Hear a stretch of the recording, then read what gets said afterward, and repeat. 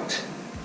A lot of work left to do, a lot of things to figure out to get the new 3S GTE turbo in, but I think it will work.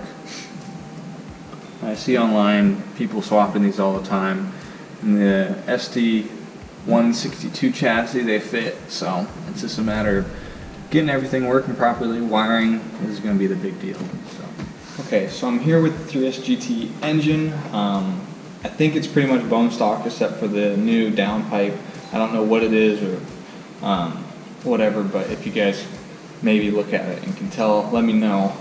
But I heard some of you guys want to know more about the specs to this engine in case you haven't been around it or just want to know again. I kind of found them online, so I'll kind of get into it. This engine was produced from 1989 to 1993. It was fitted with Toyota's CT26A Turbo, which is a twin entry turbine housing with dual wastegate ports. The Gen 2 has an increased compression ratio to 881 in camshafts following 236-236 degrees rotation, or duration, sorry. The intake exhaust valve lift is at 8.2 millimeters or 0.32 inches. Intake air is cooled by an air-to-air intercooler, so the Toyota Celica GT4 had a top mount intercooler that was like right here. In the MR2, it's kind of off to the side so the side vents can get to it since it's a rear engine. I don't have an intercooler yet. That's something else I gotta get. Let's see what else.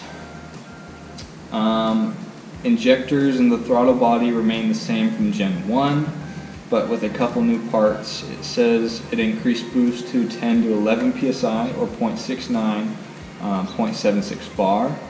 And it produces about 200 to 232 horsepower at 6,000 RPM and 200 to 224 foot-pound-feet of torque, or 271 to 304 newton meters of torque at 3,200 RPMs. So there's just a little bit about it in case you guys want to know.